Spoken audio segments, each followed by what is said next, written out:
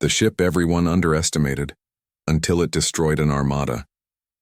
Commander Alan Carter stood on the bridge of the USS Sparrow. He looked out at the stars through the main view screen. The ship hummed quietly around him. It was an old sound, like an old friend. The Sparrow was the smallest and oldest ship in Earth's defense fleet. Many people laughed about it. Some called it the paper boat when they thought Carter couldn't hear them. Carter ran his hand along the edge of his captain's chair. The material was worn smooth from years of use. This ship had been in service for almost 30 years. Most ships were replaced after 15, but the Sparrow kept flying, kept doing its job.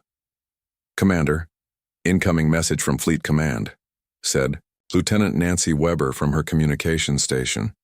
Her voice was tight. Something was wrong. "Put it on screen," Carter said. Admiral Diane Miller's face appeared. Her expression was grim. "Commander Carter, we have a situation. Long-range scanners have detected a large group of alien ships entering our solar system. They've already destroyed 2 of our outer monitoring stations. We believe it's the Zenturians." Carter felt his stomach drop. The Zenturians were a warrior, race from a distant star system. Earth had a shaky peace with them for years. Now it seemed that peace was over. "The main fleet is mobilizing," Admiral Miller continued. "Your orders are to proceed to Outpost Delta and maintain communication. Relay duties. The Sparrow isn't equipped for combat, so stay far from the front lines. Keep the communication channels open, that's all." The screen went dark. Carter looked around at his small crew. There were only 12 of them total on the Sparrow. He saw worry on their faces, but also determination. "Plot a course for Outpost Delta," he told Frank Diaz, his pilot. "Yes, sir," Diaz replied, his fingers already moving across the navigation controls. Carter pressed a button on his chair. "Engineer Boyd, report to the bridge." A few minutes later, Susan Boyd walked onto the bridge. Her uniform was stained with grease and her brown hair was tied back in a messy ponytail. Boyd had been the Sparrow's chief engineer for 7 years. She knew the ship better than anyone. "You heard?" Carter asked her. "About the Zenturians?" "Yes, sir. The whole ship is talking about it." Carter lowered his voice.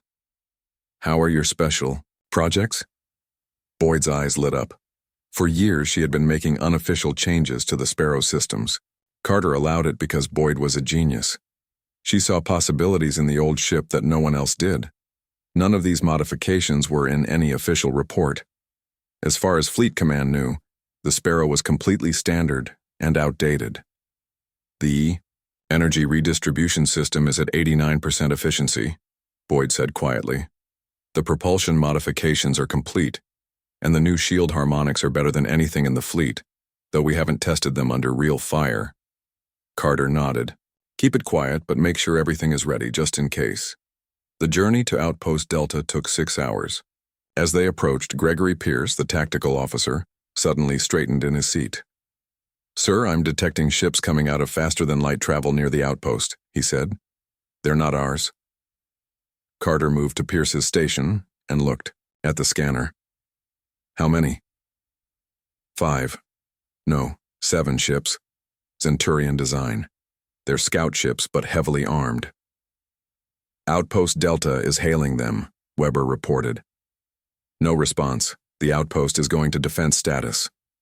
The crew watched in silence as the Zenturian ships surrounded the small outpost. The attack was swift and brutal. Outpost Delta's shields flared brightly once, twice, then failed. The station exploded in a brief, terrible flash of light. "My God," whispered Diaz. Carter made a quick decision. Full stop. Power down all non-essential systems. The crew moved quickly, shutting down everything that wasn't needed to keep them alive. The lights dimmed, and the bridge became quiet except for the soft beeping of essential equipment. Pierce looked up from his console. "Commander, they don't appear to have detected us." "Their sensors haven't spotted us?" Carter asked, surprised. "No, sir. We're too far out, and with our systems powered down, we look like a piece of space junk on their scanners." Carter turned to Boyd. "Susan, can we stay hidden like this and observe them?" Boyd thought for a moment. "Yes, but there's more. Remember those stealth modifications I've been working on? If I route power in a specific way, I can make us almost invisible to standard scanners. Do it, Carter ordered. For the next hour, the crew of the Sparrow watched as more Zenturian ships arrived. They appeared to be setting up a forward base, where Outpost Delta had been. They're getting ready for something big, Carter said quietly. The main invasion force must be coming. Sir, Weber said, I can't contact Fleet Command. The Zenturians are jamming all standard communication channels. Then we need to get this information back another way, Carter replied. He turned to Boyd. Susan, can we move without being detected? If we go slow and keep the stealth modifications active, probably, but it will strain our power reserves. Carter nodded. Here's what we're going to do. We're going to gather as much intelligence as we can about these ships, then slip away and warn Earth. The fleet needs to know what's coming. Sir, Pierce said, his eyes still on his scanner. I'm picking up something strange. The Zenturian. Ships seem to be coordinating their shields in some kind of pattern. There's a rhythm to it. Record everything, Carter ordered. Every detail might be important. As the crew worked, Carter looked out at the Zenturian ships. The enemy thought they had achieved surprise. They didn't know that the small, old ship they would have ignored was watching their every move. They underestimate us, Carter said softly. Everyone does. And that might be our greatest advantage. For 3 days, the Sparrow shadowed the growing Zenturian force. They observed shield patterns, weapons capabilities, and communication methods. They watched as the main invasion fleet arrived. 50 large warships led by an enormous vessel the Zenturians called the World Render. When they finally had enough information, Carter gave the order to slip away. As the Sparrow moved quietly through space heading back toward Earth, he gathered his crew. What we've learned could make the difference in the coming battle, he told them. The fleet doesn't expect much from the Sparrow. They never have. But we're going to show them what this old ship and her crew can really do. The crew nodded in agreement. The small ship that everyone underestimated was about to become Earth's most important vessel, whether the admirals knew it yet or not. The ship everyone underestimated, until it destroyed an armada. The Sparrow moved silently through space, staying far from regular travel routes. Earth's main fleet was in trouble. The Zenturian Armada had destroyed 2 battleship groups. The alien ships were now moving toward Mars colony. Many people lived there. If Mars fell, Earth would be next. Commander Alan Carter gathered his crew on the bridge. Their faces were tired.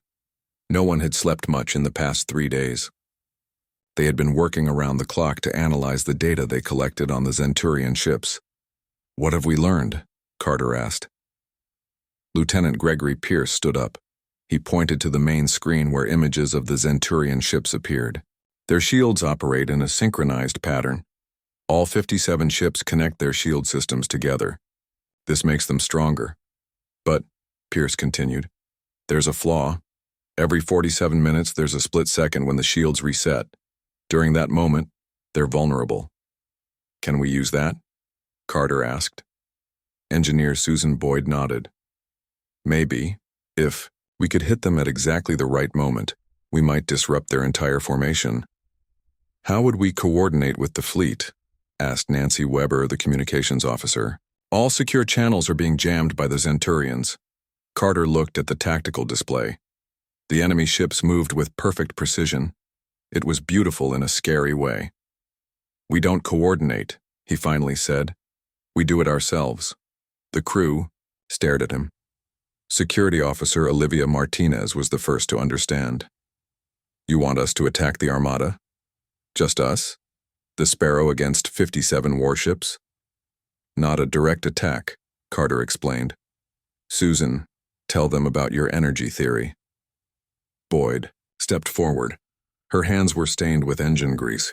I've been studying the modifications I made to our ship over the years. They created something unexpected. When fully powered down, and then quickly restarted in a specific sequence, our reactors produce what I call a quantum echo. What does that mean? Asked Frank Diaz, the pilot. It means we can create a wave of energy that disrupts other energy fields nearby, Boyd said. like their shields. Has this been tested? Martinez asked. Boyd shook her head. It was just a theory. I never had a chance to test it at full scale.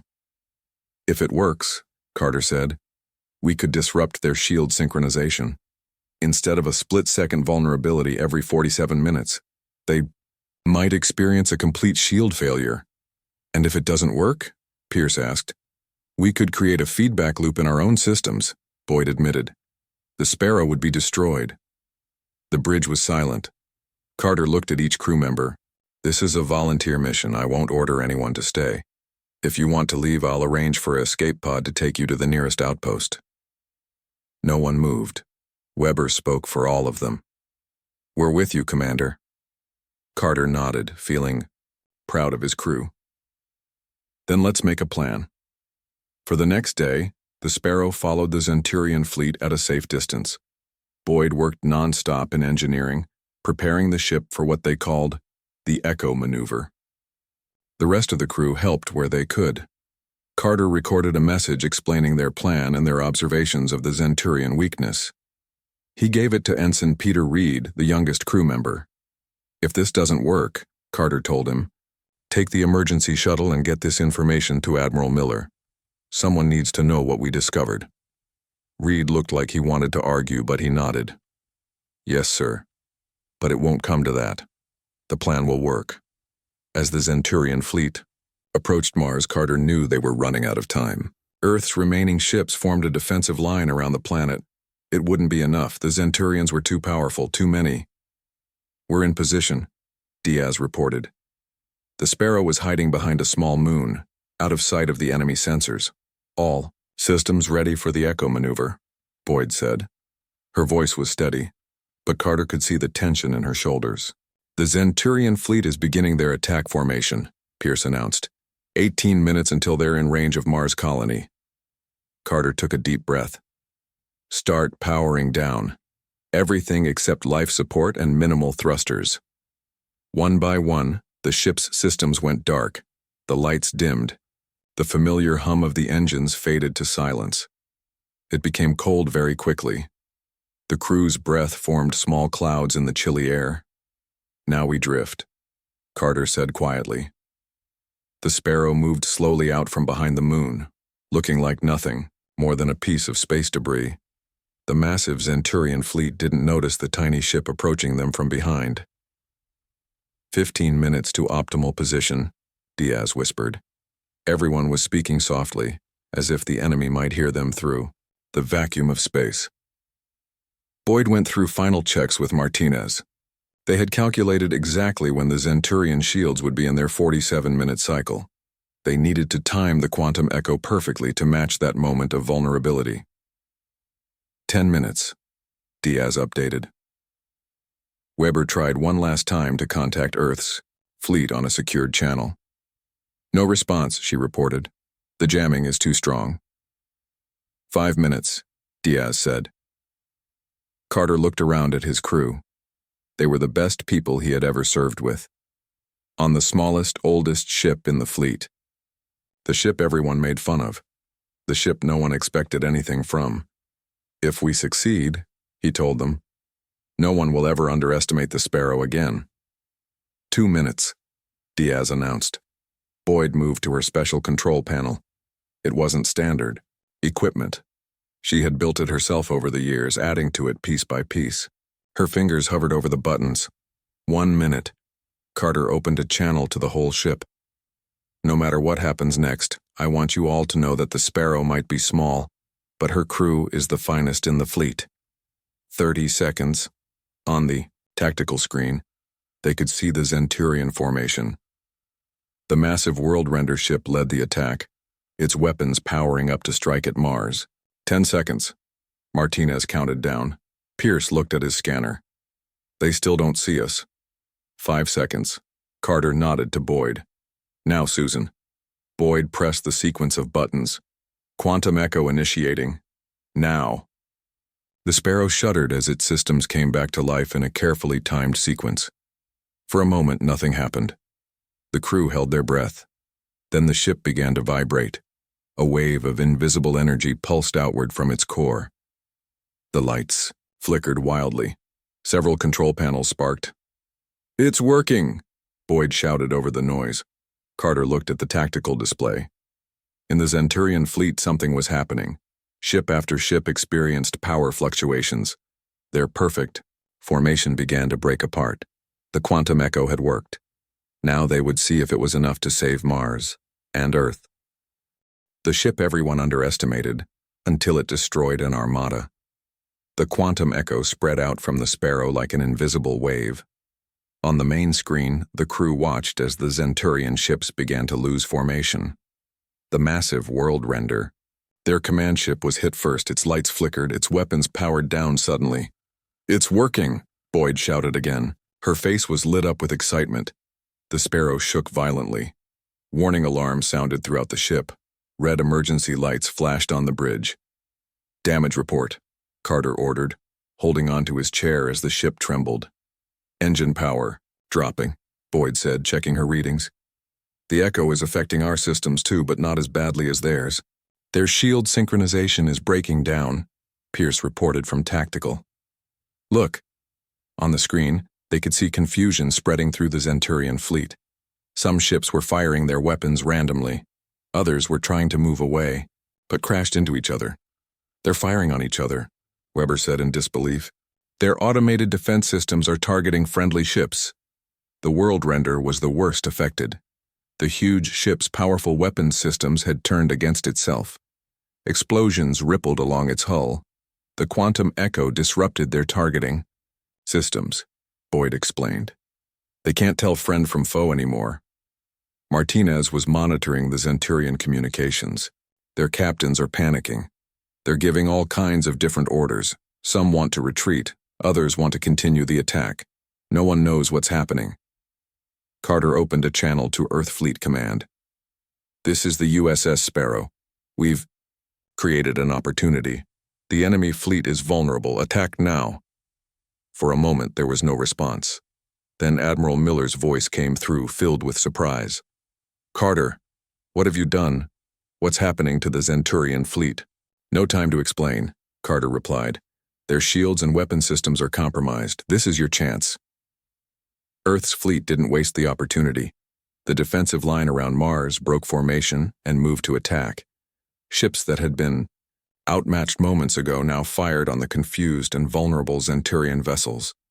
The Sparrow drifted in the middle of the chaos, its own systems struggling to recover from the quantum echo.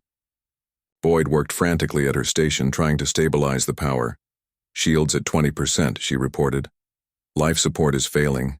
We have maybe 2 hours of oxygen left." "Can we move?" Carter asked. Diaz shook his head. "Not yet. Engines are offline." A massive explosion lit up space nearby. The world render was breaking apart, consumed by its own weapons fire and internal explosions. "The Zenturian command ship is destroyed," Pierce announced. Carter watched as Earth's fleet pressed their advantage. Without their command ship, and with their systems in chaos, the Zenturian Armada was falling apart. Ships were destroyed one after another. Some managed to retreat, jumping away to safety. But most were caught in the trap created by the Sparrow's quantum echo. "We did it," Weber said softly. "We actually did it." Carter nodded. "Yes, we did. But we're not safe yet. Susan, focus on getting life support back online. We need to—" The ship lurched suddenly as something hit them. Warning lights flashed even brighter. "What was that?" Carter demanded. "Debris from the world render," Pierce said. "A large piece hit our port side. Hull breach in sections 4 and 5. Sealing those sections now," Boyd said, her fingers flying over her controls. Carter pressed the ship-wide communication button. "All crew, report in." One by one, the crew members checked in. Everyone was accounted for, but the Sparrow was in bad shape. The quantum echo had drained their systems, and now the collision with debris had damaged their hull. "Oxygen levels dropping faster now," Boyd warned. "We're down to less than an hour. Can we send a distress signal?" Carter asked Weber. She nodded. "Communications are back online, but very weak. Short range only." "Send it," Carter ordered. "Tell them we need immediate assistance." Weber sent the signal, but there was no guarantee anyone would hear it. The battle was still raging around them, though it was clear Earth was winning. Carter looked at his crew. They were tired but proud. They had accomplished what seemed impossible. The smallest ship in the fleet had turned the tide of the battle. The ship everyone underestimated had saved Earth. No matter what happens, he told them, what we did here today mattered. The Sparrow made a difference. The minutes ticked by. The oxygen levels continued to drop. The temperature on the bridge fell as life support systems failed one by one. The crew huddled together for warmth, watching through the view screen as the battle wound down. Earth Fleet reports victory, Weber announced, her voice weak from the cold and thinning air. The remaining Zenturian ships are retreating from the solar system. Admiral Miller is asking for our status, she added. Tell her the truth, Carter said. The Sparrow completed its mission, but we're in critical condition. Boyd looked up from her console. Her face was pale, but she was smiling. I've managed to restore minimal life support. It will give us another hour of oxygen. Good work, Carter told her. Every minute counts. The crew fell silent, conserving energy and oxygen. On the main screen, they could see Earth ships finishing off the last of the Zenturian vessels that hadn't managed to escape. Mars colony was safe. Earth was safe. Do you think anyone knows what we did? Weber asked quietly. Before Carter could answer, the communications system came to life. USS Sparrow, this is Admiral Miller. Do you copy? Carter moved slowly to Weber's station. The cold was making it hard to think clearly. We copy, Admiral. The Sparrow is still kicking, barely. Hang on, Carter, Miller replied, her voice unusually warm. We're sending rescue ships to your position. 3 of them. They'll be there within the hour. Carter smiled weakly. We'll be here, Admiral. Not going anywhere. Carter, Miller said, I don't know how you did it, but you turned the tide of this battle. The entire fleet saw what happened. They're calling your crew heroes. Just doing our job, Carter replied. On the ship, everyone likes to underestimate. No one will underestimate the Sparrow again, Miller promised. I give you my word on that. The crew exchanged tired smiles. They had little oxygen, failing systems, and a damaged hull. But they had accomplished their mission. They had proved what their small ship could do. As they waited for rescue, Carter looked around at his crew. I've never been prouder to be your commander, he told them. Outside the view screen, 3 Earth ships appeared, moving quickly toward the Sparrow. Help had arrived. The underestimated ship and its brave crew would survive to fight another day. The ship everyone underestimated, until it destroyed an Armada. The rescue ships reached the Sparrow just in time.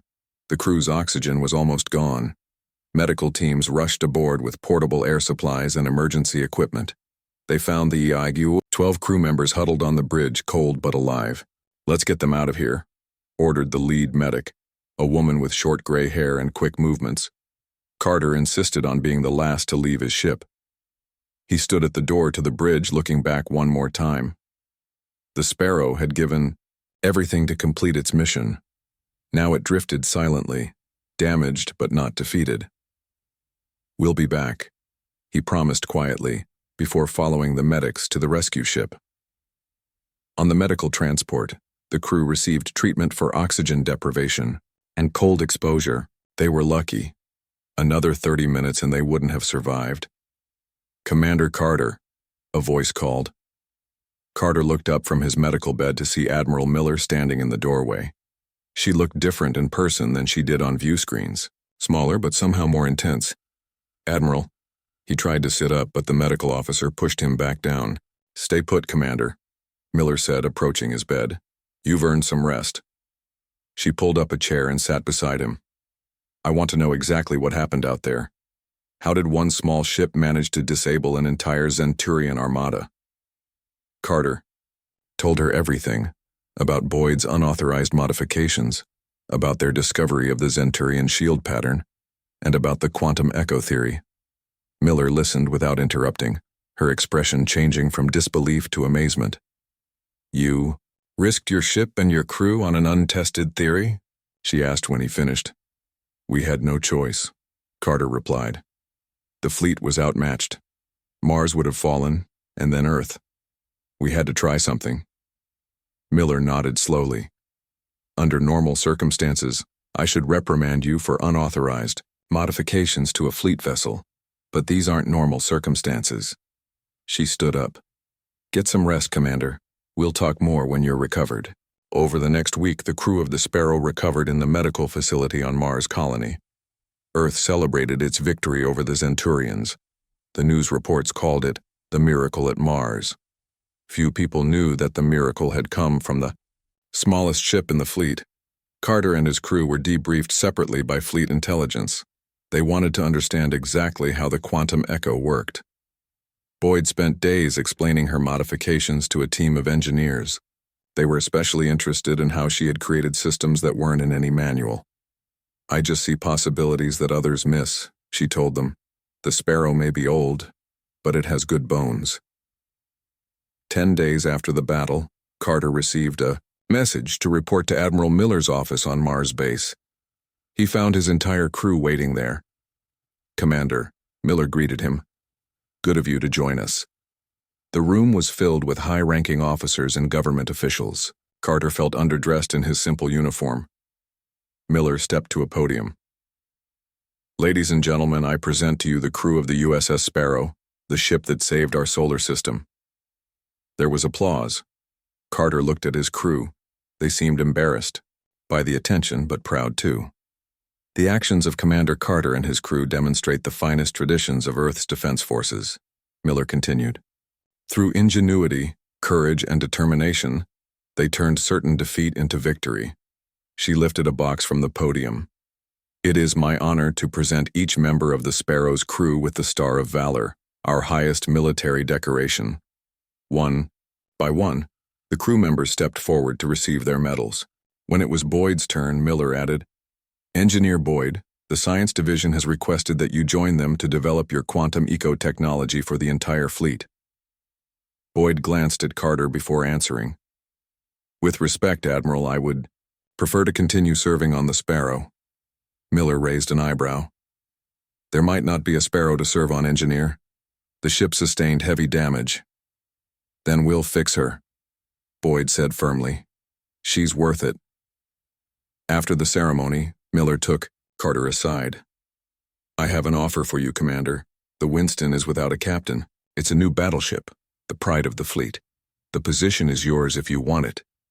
Carter was surprised. The Winston was one of the most advanced ships in Earth's defense forces. It was a prestigious command, one that many officers would give anything for. Thank you, Admiral, he said, but I have to decline. You're turning down the Winston?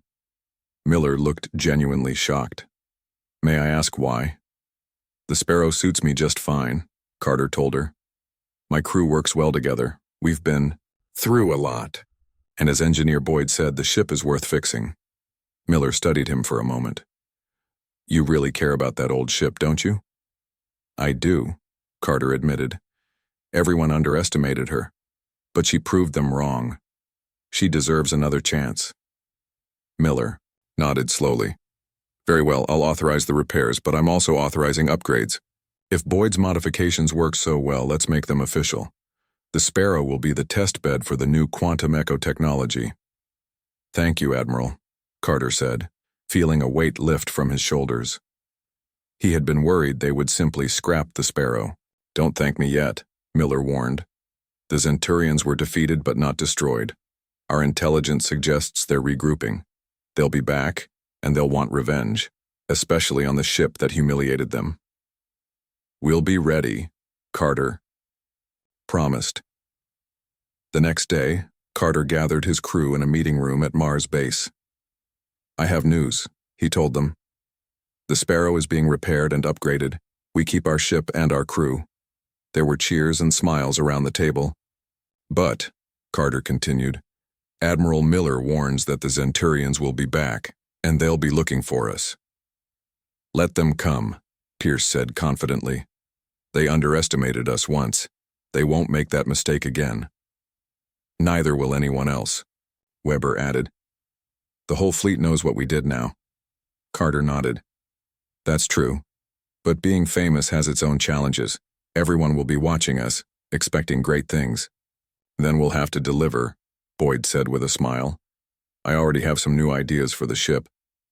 Carter looked around at his crew. No longer just colleagues, but friends who had faced death together and survived. They had proven what a small ship with a determined crew could accomplish. The Sparrow flies again, he told them. And this time no one will underestimate her. The ship everyone underestimated, until it destroyed an Armada. 3 months passed. The Sparrow floated in the repair dock at Earth Space Station Alpha. Workers swarmed around it like bees. They had fixed the battle damage first. Then they began adding the upgrades that Admiral Miller had approved.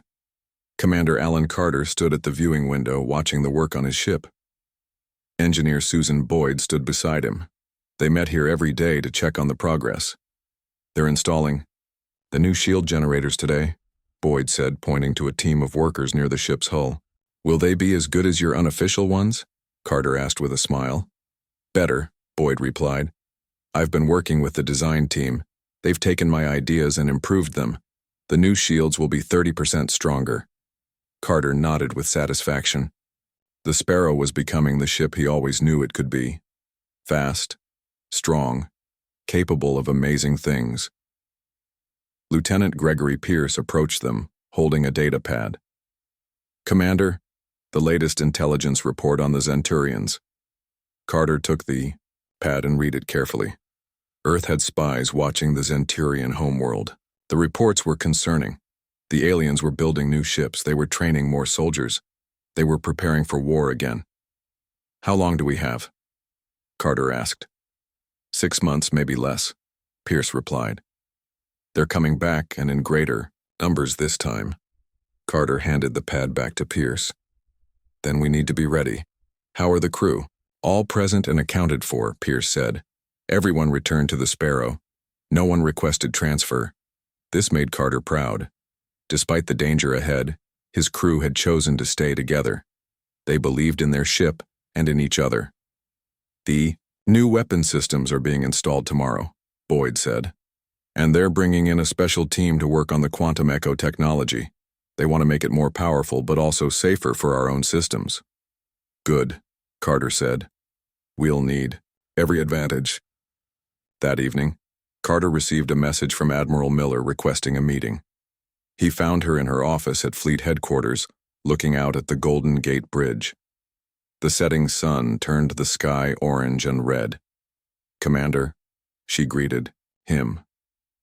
How is the Sparrow coming along? Very well, Admiral. The upgrades are proceeding on schedule. We should be ready for space trials in 2 weeks. Miller nodded. I've been following the progress reports. I'm impressed with what Boyd has accomplished. Her quantum echo technology is being adapted for our larger ships as well. She turned to face him directly. But that's not why I called you here. I have news. Our deep space monitoring stations have detected Zenturian ships at the edge of our solar system, scout vessels similar to the ones you observed before the first attack. Carter felt a chill. How many? Just 3 for now. They're staying at a distance, watching. But where there are scouts, the main force isn't far behind. The fleet isn't ready, Carter said. The new defense systems are still being installed. We need more time. Time is something we don't have, Miller replied grimly. Our analysts believe the main Zenturian force will arrive within a month. Carter thought quickly. The Sparrow could be ready in 2 weeks. If we rush the final installations. That's what I was hoping you'd say, Miller interrupted. I'm authorizing accelerated completion of the Sparrow's upgrades. Work will continue around the clock. Your ship needs to be ready. May I ask why? Carter was curious. The Sparrow is just one small ship. It won't make much difference against an Armada. Miller smiled slightly. That's where you're wrong, Commander. The Zenturians fear your ship now. Our intelligence reports say they call it the Ghost Ship or the Destroyer. They believe it has some special power, and in a way they're right. The quantum echo, Carter realized. Exactly. But it's more than that. It's your crew. It's you. You found a way to win when no one else could. We need that again. Carter left the meeting determined to prepare his ship and crew. Over the next 2 weeks they worked non-stop. The upgrades were completed in record time. The Sparrow looked almost the same from the outside, but inside it was transformed. New engines, better shields, improved weapons, and most importantly, a refined version of Boyd's quantum ecosystem. On the day they were scheduled to leave dock, Carter gathered his crew on the bridge. There were still 12 of them, the same 12 who had faced the Zenturian Armada before. "You all know what's coming," he told them. "The Zenturians are returning, and they're bringing a bigger force this time. The fleet is preparing, but they need more time. And that's where we come in," Pierce guessed. Carter nodded. "Admiral Miller has a special mission for us. We're to take the Sparrow to the outer solar system. We'll find those Zenturian scout ships and eliminate them before they can report back. Ambush the ambushers," Martinez said with a smile. "I like it." "It won't be easy," Carter warned. "These scouts know about us now. They'll be watching for the ghost ship." "Let them watch," Boyd said confidently. "They still don't know what we can really do." The crew moved to their stations. The ship hummed with power, more than it had ever had before. On the main screen, the repair dock doors began to open, revealing the starry blackness of space. "Take us out, Mr. Diaz," Carter ordered. "Nice and easy." The Sparrow moved forward, leaving the dock behind. As they cleared Earth Space Station Alpha, Carter looked at his crew. They were ready. The ship was ready. "Set course for the outer system," he commanded. "Let's go hunt some scouts." As the Sparrow accelerated away from Earth, news of its departure spread through the fleet. Officers and crews gathered at viewports to watch the small ship go by. Many saluted. Some cheered. The ship that everyone had once underestimated was now a symbol of hope. It had saved Earth once. Perhaps it could do so again. Inside the Sparrow, Carter settled into his captain's chair. It still fit him perfectly, worn to the shape of his body after years of service. He looked around at his bridge, at his crew, at his ship. "No matter what happens next," he said quietly, "I want you all to remember something. Size doesn't determine victory. Numbers don't determine victory. Heart determines victory. And this ship has the biggest heart in the fleet." The Sparrow streaked away from Earth, heading toward danger once again. But this time it went not as an underestimated relic, but as a legend. The small ship with the crew that refused to give up. The ship that had destroyed an armada and lived to tell the tale. The ship that no one would ever underestimate again.